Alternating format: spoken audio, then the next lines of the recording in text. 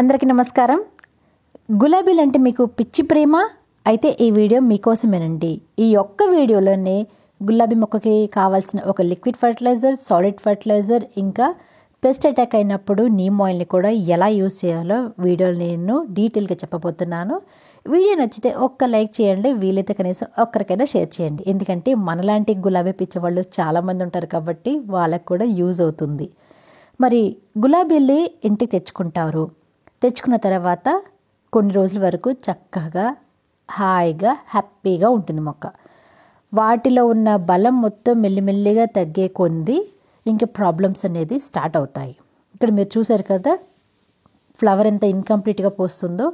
ఇలా ఫ్లవర్ ఇన్కంప్లీట్గా పూసినప్పుడు మనం ఒకటి తెలుసుకోవాలి, ఏంటంటే మనం ఇచ్చే ఫర్టిలైజర్స్ వాటికి సరిపోవట్లేదు, వాటికి ఇంకా ఎక్కువగా కావాలి. ఎందుకంటే అన్ని మొక్కల్లా కాకుండా గులాబీ మొక్కల్లో ఒక హెవీ ఫీడర్, అంటే ఒక విధంగా చెప్పుకోవాలంటే అవి తిండిబోతులు. మిగతా మొక్కలకి కొంచెం ఫర్టిలైజర్ ఇచ్చినా కూడా సరిపోతుంది, వీటికి ఏంటి కొంచెం ఎక్కువగా ఇవ్వాలి. మరి డోసేజ్ అంటూ ఎక్కువగా ఇవ్వకూడదండి. మొక్క సైజుని బట్టి, వాటిని ఏజ్ని బట్టి మనం ఫర్టిలైజర్స్ని మనము చేంజ్ చేస్తూ ఉండాలి. అలాంటి ఫర్టిలైజర్స్లో నేను ఈరోజు ఒకటి ఆన్లైన్ ద్వారా తెప్పించాను. ఇది నేను ఫ్లిప్కార్ట్లో తీసుకున్నాను. ఇది రోజ్ ప్లాంట్స్కి యూస్ చేస్తే ఫ్లవరింగ్ అనేది చక్కగా వస్తుంది. ఫ్లవర్ కంప్లీట్గా పూయడమే కాకుండా ఎక్కువ క్వాంటిటీలో పోస్తాయని నేను ఇది తీసుకున్నాను. ఎందుకంటే చాలామంది బిజీగా ఉంటారు కదా, ఇంట్లో హోమ్మేడ్ ఫర్టిలైజర్స్ని ప్రిపేర్ చేసుకుంటే కొంచెం ఇబ్బంది పడుతూ ఉంటారు.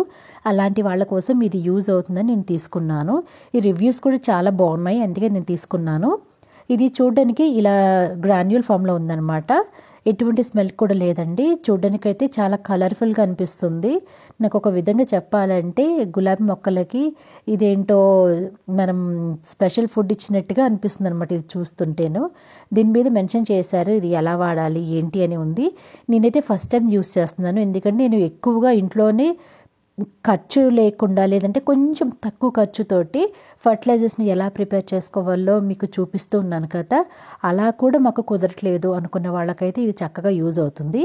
ఇది చక్కగా ఇలా వాడిన తర్వాత మళ్ళీ సీల్ చేసేయాలి, ఎందుకంటే కొంచెం గాలి వెలుతురు వెళ్ళకుండా ఉంటేనే ఎక్కువ రోజుల పాటు చక్కగా మొక్క పైన మనకి పనిచేస్తాయి. మరి ఇప్పుడు ఎలా ఇవ్వాలి మీకు నేను చూపిస్తాను. ఈ మొక్కను చూసారా, నేను ఈ మధ్య తీసుకున్నాను. చక్కగా ఫ్లవరింగ్ అంతా కట్ చేశాను, చిగుర్లు వచ్చాయి, మొగ్గలు వస్తున్నాయి, పువ్వు కూడా చక్కటి కలర్లో బ్రైట్గా వస్తుంది. చూసారు కదా, ఇలా పూసిన తర్వాత మళ్ళీ నెక్స్ట్ టైం కూడా చిగులు రావాలి, మొగ్గలు రావాలి, పువ్వులు మంచి కలర్లో పెద్దగా రావాలంటే మాత్రం వాటికి ఫర్టిలైజర్స్ కూడా సరిపడా ఇవ్వాలి.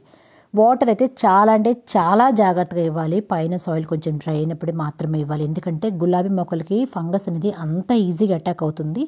ఒక్కసారి ఫంగస్ అటాక్ అయిందంటే మాత్రం కంట్రోల్ చేయాలంటే చాలా పెద్ద టాస్క్. వాటర్ విషయంలో చూసి జాగ్రత్తగా ఇవ్వండి. రెగ్యులర్గా కనీసం వారం 2 సార్లైనా సరే ఫర్టిలైజర్స్ని ఇస్తూ ఉండండి, ఎందుకంటే వీటికి అంత ఇష్టం అన్నమాట లిక్విడ్ ఫర్టిలైజర్స్ అనేది. అది కూడా మొక్క సైజుని బట్టి ఎంత కావాలో అంత క్వాంటిటీలో ఇస్తూ ఉండండి. సన్లైట్ అయితే కంప్లీట్గా ఉండాలి. ఇది ఇప్పుడు వింటర్ సీజన్ కాబట్టి కంప్లీట్ సన్లైట్లో పెట్టేసేయండి. పెస్ట్ అటాక్ అయినప్పుడు వెంటనే గమనించి పెస్టిసైడ్ని స్ప్రే చేయండి. ఇక్కడ చూసారు కదా, ఆకు తినే పురుగులు చక్కగా లీవ్స్ని తినేసాయి, అంటే మొక్క పైన పెస్ట్ ఉందని మనం తెలుసుకోవాలి. ఇది పెద్దగా హాని కలిగించకపోయినా కానీ నిర్లక్ష్యం చేస్తే మాత్రం మళ్ళీ మొక్క డ్యామేజ్ అయ్యే ఛాన్సెస్ ఉంటుంది. ఇక్కడ ఈ గులాబీ మొక్క చూడండి, ఇది పాత మొక్క అండి. లీవ్స్ అనేది కొంచెం లైట్ గ్రీన్ కలర్లో వెళ్ళిపోయాయి. ఇంకా మొక్క కూడా కొంచెం అన్హెల్తీగా అనిపిస్తుంది. పువ్వులు బాగానే పోస్తున్నాయి, కానీ అంత షైనీగా బ్రైట్గా ఫ్లవర్ కూడా కంప్లీట్గా పూయట్లేదు అనమాట. అలాంటప్పుడు ఇలాంటి ఫర్టిలైజర్స్ని ఇస్తూ ఉండాలి. మరి ఇది ఎన్ని రోజులకు ఒకసారి ఇవ్వాలంటే నెలకు ఒక్కసారి ఇవ్వాలి. ఇక్కడ ఇంకొక విషయం చెప్తాను.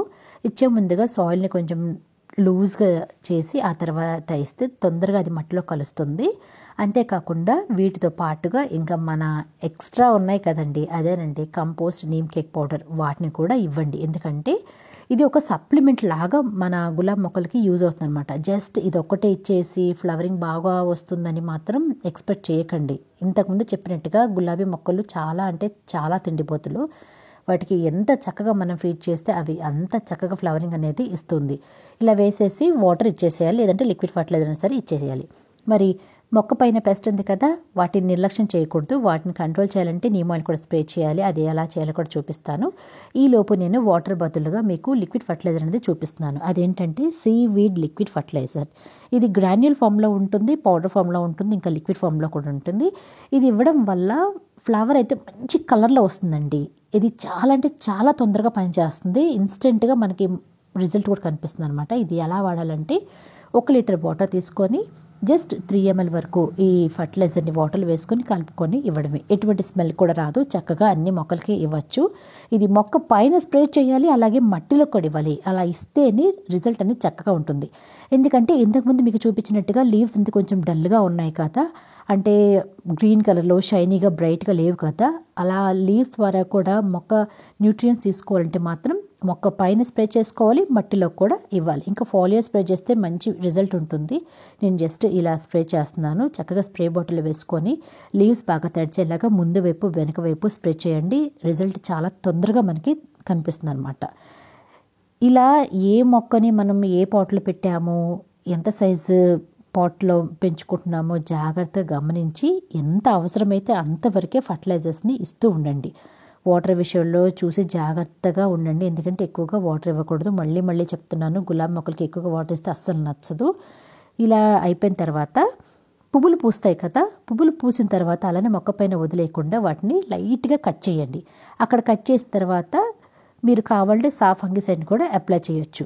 ఇంకా వీటితో పాటుగా నెలకు ఒకసారి కంపల్సరీగా మొక్కలకి సాఫ్ ఫంగిసైడ్ ఇవ్వాలి. అది ఎలా ఇవ్వాలో కూడా ఇప్పుడు నేను వీడియో అనేది చేయబోతున్నాను. మీకు వాటి గురించి కూడా డీటెయిల్స్ అనేది త్వరలో రాబోతున్నాయి. ఎందుకంటే ఈ టైంలో సాఫ్ ఫంగిసైడ్ కూడా గులాబీ మొక్కలకి చాలా అవసరం అండి. ఫంగస్ అనేది చాలా తొందరగా అటాక్ అవుతుందన్నమాట. వాటి నుంచి మనం మొక్కను కాపాడుకోవాలంటే అది ఎలా వాడాలో కూడా మీకు నేను చూపిస్తాను. అది లేకపోతే ఇంట్లో మనము ఎలా హోమ్మేడ్ పెస్టిసైడు లేదంటే ఫర్టిలైజరు లేదంటే ఫంగిసైడ్ని ఎలా ప్రిపేర్ చేసుకొని ఇవ్వాలి కూడా వాటి గురించి కూడా మీకు వీడియో అనేది త్వరలో షేర్ చేస్తాను. మరి ఇప్పుడు నీమ్ ఆయిల్ని ఎలా వాడాలో చెప్తాను. నీమ్ ఆయిల్ని మనము ఆన్లైన్ ద్వారా లేదంటే ఆఫ్లైన్ ద్వారా తెప్పించుకుంటాం కదా, ఇది డైరెక్ట్గా వాటర్లో వేస్తే కలవదండి. ఎందుకంటే ఆయిల్ బేస్డ్ కాబట్టి ఇది వాటర్లో కలవడం కోసం మళ్ళీ మనం షాంపూ అయినా లేదంటే కుంకుడుకాయ రసం అయినా లేదంటే హ్యాండ్ వాష్ అయినా ఏదైనా సరే వేసి కలుపుకోవాలి.